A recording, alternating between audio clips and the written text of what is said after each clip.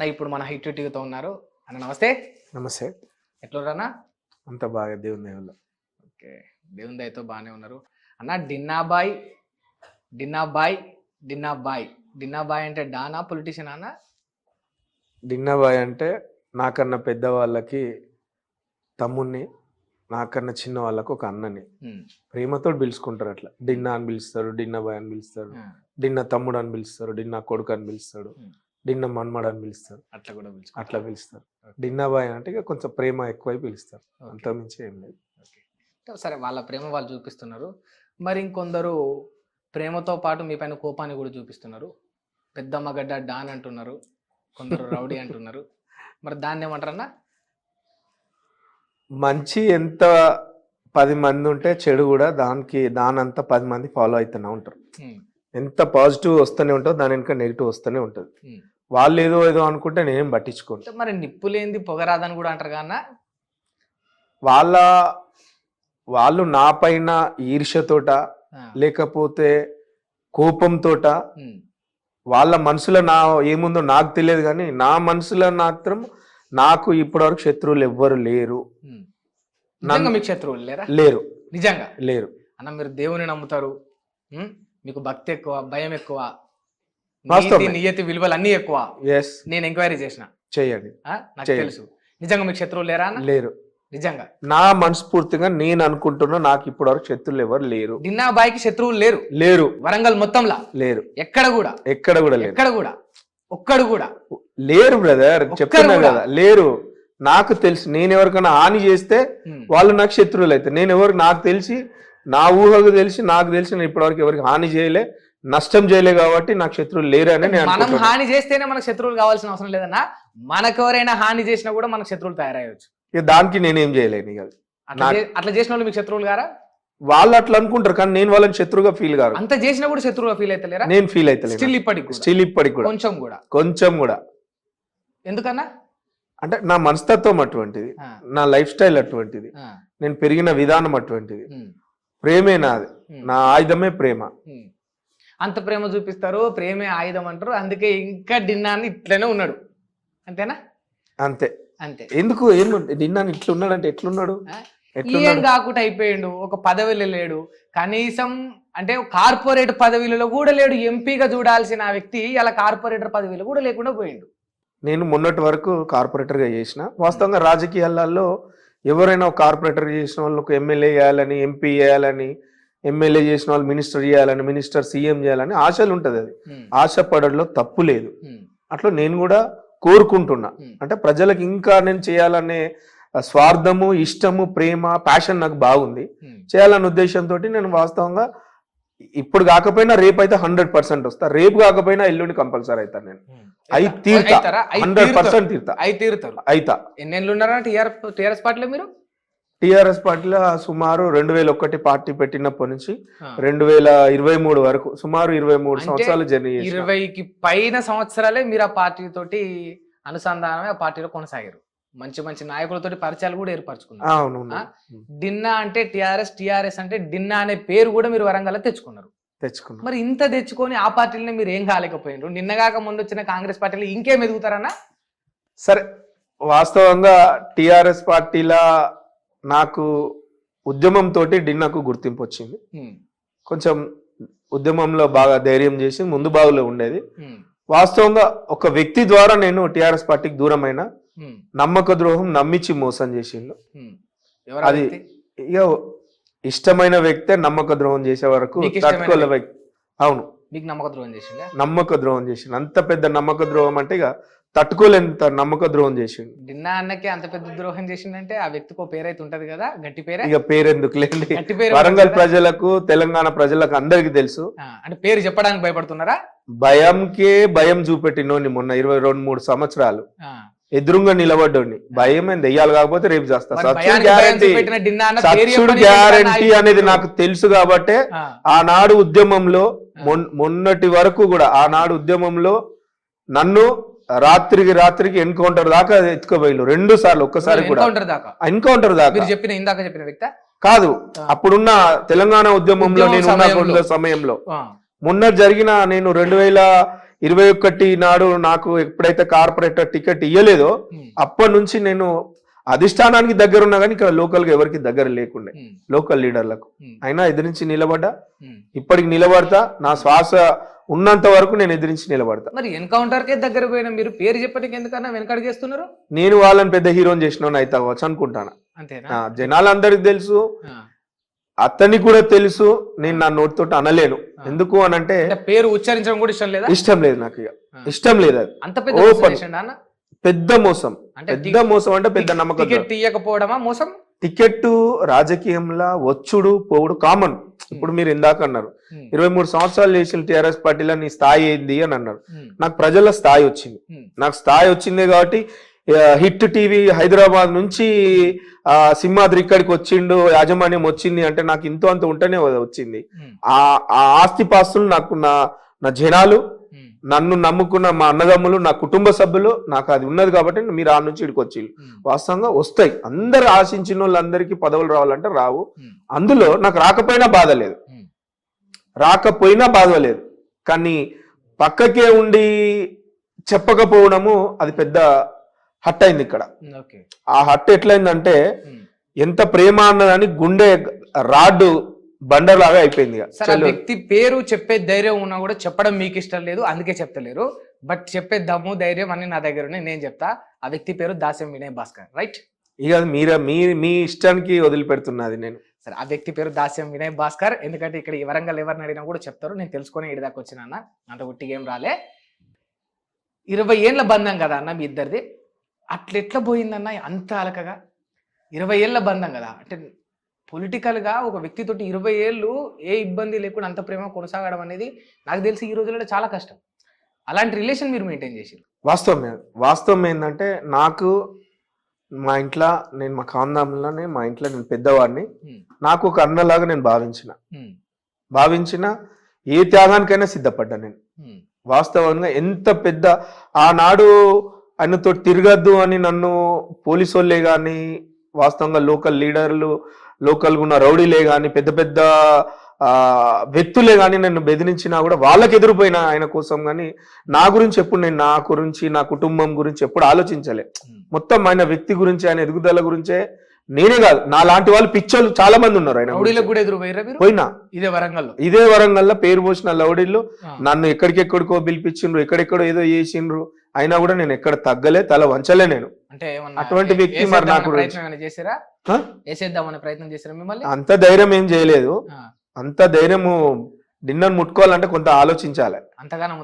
ఉంటది కదా, నా ఉంటది. నా కలేజే నా ఆస్తిపాస్తులు. రేపా ఎల్లుండా ఎట్లాగైనా చచ్చిపోవుడే. ఇయ్యాల కాకపోతే రేపైనా. దానికి భయపడాల్సిన అవసరం ఏమున్నది? భయం దేనికి? భయం అయ్యే వాళ్ళకి భయపడతా, దేవునికి భయపడతా. తప్పు చేసిందంటే భయపడతా. ఇక దేనికి భయపడతా నేను? మీకంటే పెద్ద పేరు మోసిన డాన్లు ఉన్నారన్న వరంగల్. అరే డాన్లకు నేను భయపడాలా? భయపడాలి, రూల్ ఉన్నదా? భయపడరా మీరు? భయం దేనికి భయపడాలి? దేనికి భయపడాలి? ఇంత డైరెక్ట్ గా ఇంత డేర్ గా చెప్తా ఉన్నారు కదా, ఎవరికి భయపడాలి, దేనికి భయపడాలని. రేపు ఏమన్నా మరి మీ ఇంటి దాకా వస్తే సమస్య చూస్తా, ఎదురిస్తా. అరే సమస్యలు దేవుని దయ వల్ల నలుగురు నా దగ్గరకు వచ్చి నేను చేసుకుంటారు. అయినా నేను పెద్ద అదేం కాదు, నాకు సమస్య వచ్చినా కూడా నేను కూడా పోయి చేసుకుంటా. కానీ భయము, డార్కారిజము, గుండాయిజము చేయాలి అది ఇది అని అంటే దానికి నేను ఫస్ట్ నుంచి వ్యతిరేకి. ఫ్రమ్ ద బిగినింగ్ నేను దాన్ని బాగా డెడ్ అగైనెస్ట్ వాటి కోసం. ఓకే, సరే, మీరు భయపడరు, బాగుంది. మీరు ఎవరికి భయపడలేదా? నేను ఎవరికి భయపడతా? నేను ఎవరిని భయపెట్టలేదా? నేను భయపట్టలే ఎవరిని కూడా భయపడ కూడా ఎప్పటికి కూడా. పెద్ద రాజకీయ ప్రస్థానంలో డిన్నాబాయ్ ఒక్కరిని కూడా బెదిరియలేదా అన్న? బెదిరియలే అంటే నేను బెదిరించిన, నాకు తెలిసి నేను అంటే ప్రేమగా బెదిరియొచ్చు. ఇప్పుడు నువ్వు నాకు సింహాద్రి ఉన్నాడు, ఆ హక్కుతోటి నేను బెదిరియొచ్చు కావచ్చు. కానీ మా వాళ్ళు ఉన్నారు కానీ నేను ఏదో కావాల్సుకుని తమ్మి ఇది నా ఇలాకా, ఇక్కడ రాకు, తమ్మి నువ్వు తక్కువ ఉండు, ఎక్కువ చేస్తున్నావు బాగా, ఇట్లా ఎప్పుడు ఎవరికి కూడా డాగేలే? ఏలే ఎప్పుడు కూడా మనస్ఫూర్తిగా చెప్తున్నారా? నేను డాగులు అవి వేయమే. కానీ వాస్తవంగా ఎదిరిస్తా, పోయి అడుగుతా, అన్న ఇట్లా ఏంది, ఏదేమో అన్నవంట, ఇదేందన్న ఆ స్టైల్ అడుగుతా. కానీ నన్ను ప్రేమిస్తారు వాళ్ళు కూడా, చిన్నవాడినైనా పెద్దవాడినైనా గౌరవిస్తారు, ప్రేమిస్తారు. నన్ను ఇప్పటి వరకు అయితే ఎవరు దేవుని దేవులు ఎవరు ఆ స్థాయికి రాలేదు, నేను ఆ స్థాయికి పోలేదు. సరే ఇవన్నీ బాగానే ఉన్నాయి అన్న. బాధ అనిపించింది అన్న మరి మీకు? అంటే ఇన్నేళ్ళు పార్టీలో కొనసాగింది కదా, టికెట్ రాకపోతే, ప్రజలలో పదవిలో లేక వాళ్ళకి సేవ చేయలేకపోతే, సరే నార్మల్గా ఉన్నప్పుడు మనం చేయగలుగుతాం, కానీ పదవిలో ఉండి చేసే పనితీరు వేరే ఉంటుంది కదా. వాస్తవంగా మీరు అన్నట్టు చాలా బాధపడ్డా. ఒక ఏడ్స్తారు మొగోడు ఏడుస్తాడు బై చల్ ఏడవాడు మొగోడు ఏడవాడు ఎప్పుడు. ఎదుటోడు నీకు అన్యాయం చేసేటోడు ఏడ్చే దాంట్లో అది చూడాలి మనం. ఎందుకు నేను తప్పు చేసిన వాడు చింతించాలి. నాకు తెలిసి నేను నువ్వు అనుకునే వ్యక్తికి నేను రవ్వంతా కూడా అన్యాయం చేయను కూడా. ఇప్పుడు కాదు ఎప్పుడు కూడా నేను నమ్మినోను నన్ను నమ్ముకున్న నేను అటువంటి చేయను. ఉంటే ముఖం మీద ఉంటా, నాకు ఏమైనా కావాలంటే గుంజుకుంటా ఇంటికి పోయి నాకు కావాలి, కానీ ఈ మోసాలు నమ్మక ద్రోహం నాకు రావు, నా బ్లడ్ లో కూడా లేవు. నేను ఏడవలే, బాధపడ్డా. వాస్తవంగా మీరు అన్నట్టు ఒక 2-3 years పడుకోలే నేను. నిద్ర కూడా 3.5 years పడుకోలే, నిద్ర కూడా రాలే. అంత మనసు ఖరాబ్ అయింది నాకు. అందులో బాగా హర్ట్ అయినా నేను. ఏంటిది నేను ఇంత అసలు కారణం ఏంది? లేదు అంటే అయిపోతుండే కదా, నేను ఉండేటోని కదా, చేసేటోని కదా, అది అని. కనీసం మీకు ఇంటిమేషన్ కూడా లేదు. రాకపోతే నేను చెయ్యాలనే నేను ఆల్రెడీ కార్పొరేటర్ చేసిన, ఎవ్వరు లేనంత పేరు సంపాదించుకున్నా, ప్రజలంతా దీవించున్నాను. ఇప్పటికి కూడా ఈ 5 divisionలలో ఎక్కడికి పోయినా కూడా నన్నే కార్పొరేటర్ అనుకుంటాడు. నా అదే అలవాట్ల రోజు మార్నింగ్ వాక్ లో నేను అందరిని కలుస్తూ ఉంటాను. సమస్యలు ఉన్నా కూడా ఇంటికి వస్తారు, ఆఫీస్కి వస్తారు, నేను వాళ్ళ దగ్గరికి పోతా ఉంటా, నాకు తెలిసినంత తీరుస్తా. కానీ పదవిలో ఉన్నప్పుడు చేస్తే కొన్ని పనులు అయితే కొన్ని కావు. అధికారులు కూడా వినాలండి. అధికారులు కూడా నాకు ఎట్లుంటారు అంటే, మా బ్రదర్, మా తోటోడు, ఆనాడు వాళ్ళు మేము అందరం కలిసి ఉద్యమంలో కలిసి చేసినాం. ఆ బంధంతో ఏ డిపార్ట్మెంట్లో అయినా సుమారు 42-46 డిపార్ట్మెంట్లో ఎవ్వరు కూడా నన్ను వాళ్ళ మనిషిలాగానే భావించి చెప్పంగానే పనిచేసి పెడతా ఉంటారు. ఇంత బాగానే ఉందన్న. ఇందాక ఒక మాట అన్నారు కదా, నాకు ఎవరైనా అన్యాయం చేస్తే నన్నేమైనా బాధ పెడితే నేను ఏడవా, ఎందుకు వీనికి ఇట్లా చేసినా అనే అవతలోడు బాధపడి ఏడ్చేటట్టు చేస్తా అన్నారు కదా, అట్లా చేసిరా? మరి చేసిన అదేందో నేను చెప్పనా? చెప్పండి. ఒడగొట్టిరు కదా ఎమ్మెల్యేలక. నేను ఇక్కడ కూడా కొడతా, జనాలు కాదనకన్నా అదే అదే అన్నా. అదే అంటే మరి నువ్వెట్లా అనుకుంటావు? ఇక్కడున్న జనాలు అడిగినప్పుడు వాళ్ళు చెప్పిండ్రు, అదే తీసుకొచ్చి చెప్తున్నా. అంటే ఒక్క మనిషి డైరెక్ట్ పోయి ఓడియాలే గెలిపియాలని అవసరం లేదు. మౌనం కూడా కొన్ని ఎన్నో పని చేస్తుంది. డినాబాయి వాళ్ళ దాస్యంకు సపోర్ట్ చేయకపోవడం, ఆ మౌనంగా ఉండడమే సరిపోయింది ఆడికి, ఆ ఓటమికి అంటారు, అంతేనా? ఇక వాళ్ళు అనుకుంటే దానికి ఏం చేయలేను. ఇప్పుడు రాజకీయాల్లో గెలిపోటే కారణము కామన్, అది అయితేనే ఉంటది. కానీ నా వల్ల కొంత ఇంపాక్ట్ పడ్డది. రాజకీయాల గెలుపోటములు కామనే అన్న, కానీ ఆ గెలుపు ఓటములకు కారణం కూడా ఒకటి ఉంటది. ఆ కారణం ఇక్కడ ఓటమికి డిన్నే కాదు, చాలా కోణాలు ఉంటాయి. మెయిన్ ముఖ్య పాత్ర నేను ఒప్పేసుకున్నానంట కాదు, కానీ మౌనంగా ఉండిపోయినా, చెయ్యలే. ఓడిపోవాలని అనుకున్నారా?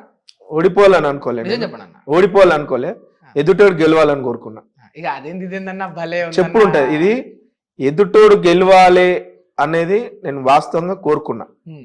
నేను ఓడగొట్టాలంటే నేను డైరెక్టే వచ్చి తిరుగుతా, ఓపెన్ గా వచ్చి తిరుగుతా. వేరే పార్టీలో అప్పటికప్పుడే తిరిగి ఇగో ఇన్ని ఉన్నాయి నేను మాట్లాడాలంటే. నేను ఎప్పుడు ఎక్కడ మాట్లాడలే అనలే. ఇప్పుడు నువ్వు ఇందాక అన్నావు కదా, నన్ను ఏడిపియాలని చూసిన వాళ్ళను వాళ్ళు ఎందుకు మిస్ అయినరా అని వాళ్ళు దిగులు పడి ఏడవాలని అన్నది వాళ్ళ అంతరాత్మకు తెలుసు, నా అంతరాత్మకు తెలుసు, పైన దేవునికి తెలుసు. ఎంతో మించి అయితే ఏముండదు కదా. నేను ఎంత హట్ అయినా, ఎంత కుమిలిపోయినా, ఎంత బాధపడ్డా, మానసికంగా ఎంత ఆవేదనకు గురైనా నాకే తెలుసు. ఆ ఆవేదన వాళ్ళకు దేవుడు చూయించుండు అనుకుంటాను నేనైతే. ఎమ్మెల్యే నోడగొట్టి ఇంత నిమ్మలంగా ఎట్లా కూర్చుంటున్నావా? ఎందుకు ఎంజాయ్ చేస్తా నేను. ఎంజాయ్ రోజు చౌరస్తాకు వస్తా, ఎవరినైనా అడగండి.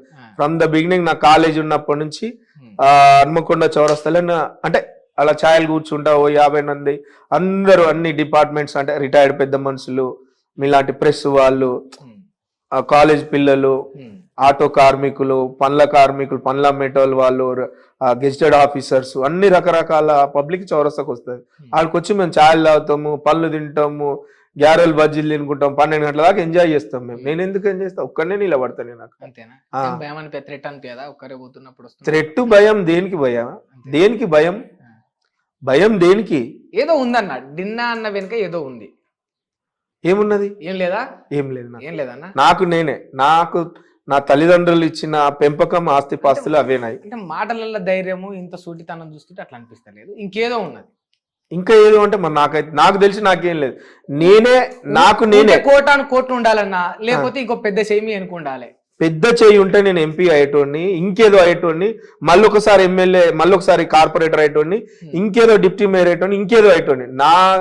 నా ఆస్తి పాస్తులే నేను వేసుకొని ఎక్కుకుంటూ వచ్చిన మెట్లు. అంతేనా? ఎవరు ఎవరు ఎక్కడనన్నా పోయాడు. నేను ఇక్కడ కాదు బ్రదర్, నువ్వు హైదరాబాద్ నుంచి వచ్చినావు కదా, వచ్చినప్పుడు ఇంత సబ్జెక్ట్ తెలుసుకున్నావు అంటే వాస్తవంగా ఎంతో మందిని అడిగి వచ్చినావు. ఇప్పుడు అన్ని తెలిసి మాట్లాడుతున్నావు అంటే అందరినీ పోయి అడుగును. నేను సంపాదించుకున్నా ఉమ్మడి జిల్లా వ్యాప్తంగా డిన్నా అంటే గుర్తుపట్టే స్థాయి నేను సంపాదించుకున్నా. 100 కోట్లు ఉండొచ్చు ఒక్కొక్కరికి, నాకు లేకపోవచ్చు పేరు మాత్రమే సంపాదించుకున్నా, డబ్బులు సంపాదించుకోలేదు. సంపాదించుకునే ప్రయత్నం చేయలేదా? లేకపోతే ప్రయత్నం చేయలే, అసలు ఆ మైండ్ ఆ థాట్ రాలే. నేను ఒకటే లోకం నాకు ఉండే. ఇక ఇప్పుడు మీరు ఇందాక అన్నారు కదా, ఒకటే లోకం ఉండే ఆ పిచ్చి. ఆ పిచ్చిలకెళ్ళి నేను రాలేకపోయినా. మరి అది ఏంటిదో తెలియదు. అది ఆ నమ్మకం, ఒక వ్యక్తిని ఇష్టపడి నమ్మితే ఉండే ఆ కనెక్ట్ ఇక్కడ నుంచి. కొంతమంది దోస్తాన్ చేస్తారు, కొంతమంది నమ్ముతారు, రిలేషన్ చేస్తారు, దిమాగ్ తోడి చేస్తారు, కొంతమంది హృదయంతో దిల్సే చేస్తారు. చూసిన అది పోదు చచ్చిపోయేదాకా. కానీ అదే గాయపడ్డది అనుకో. Hit TV app